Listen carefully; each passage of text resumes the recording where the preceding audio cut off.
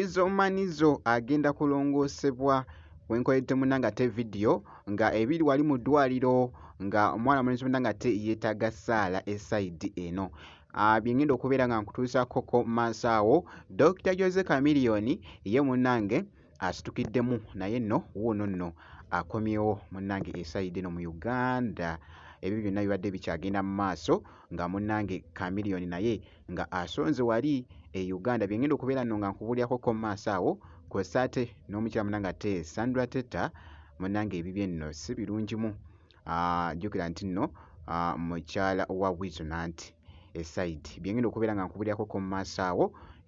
Kakasa nti nno video ogimpera like kw'ossa ate n'okusubscribinga kasita obeera nga tonnaba.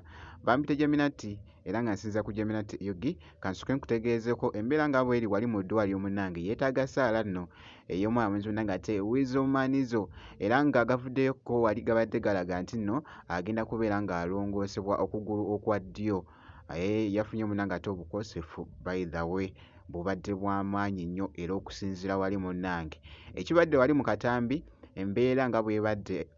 Wabaddewoko bambi abasumba ababadde bazze okusabira ku mwana mulenzi ono munnange ate Weasel Manizo nga boogezaawo okulaba embeera nga bw'ebadde wali mu katambi.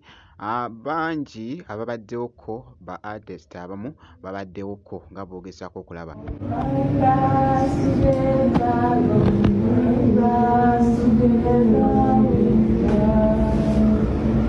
Lord our Father, we thank you for the gift of this afternoon. We thank you for the gift of life. We thank you for you guys our prayer. We pray this particular time and ask you to bless Officer Lord. We pray for the doctors who are going to operate, to grant them all of their wisdom.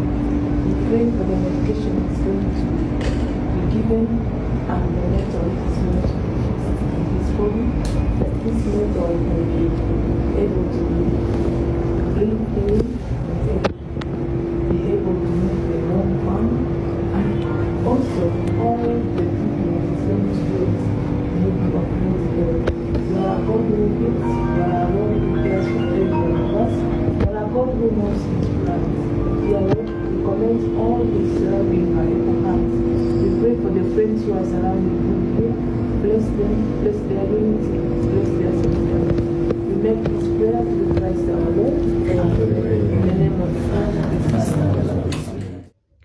Mwana mulenzi munnange ate Weasel Manizo naye nno yeetaaga munnange ate essaala esayidi eyo, era nga by the way wenkoledde video nga enteekateeka nno ez'okumulongoosa nga zikyagenda mu maaso esayidi eyo. Naye ate nga wali ku mwana muwala munnange ate Sandra Teta ku mukyala wa Weasel, ye poliisi wali yabadde nno nga yamukutte dda nga ali munnange ate wali ku poliisi nga boogezaawo okulaba ekifaananyi ekyo. Naye nno agabadde gavaayoko wali gabadde galaga nti nno famire ya Weasel oba giyite Mayanja famire ebadde evuddeyoko ate neegamba nti nno mukyala munnange ate wa Weasel ateerebwe mu bwangu esayidi. Byonna biri awo munnange ate tebinnategeerekeka. Tujja kuba nga tubikutuusaako wano ku Geminati Yogi esayidi. Awo kankuggyewoko katugende mu maaso wali tweyongeddeyoko.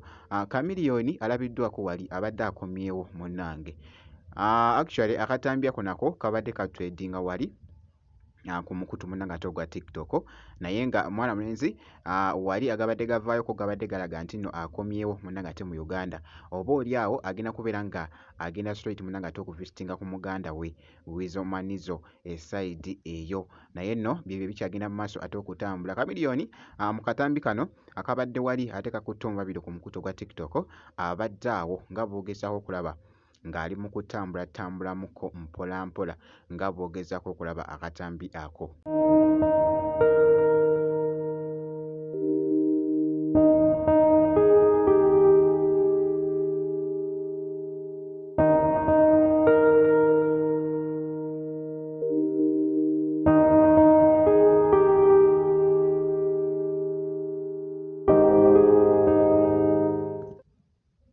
Yoyo nno munnange ate mwana mulenzi munnange ate Dr. Jose Chameleone. Nja kubanga nkuwa update yonna enafaayo esayidi eyo. Kakasa nti video ogimpera like kw'ossa ate n'okusubscribinga kasita obeera nga tonnaba. Nzikiriza nkomewo mu maaso awo ate n'ebirala katono nnyo bwe nti.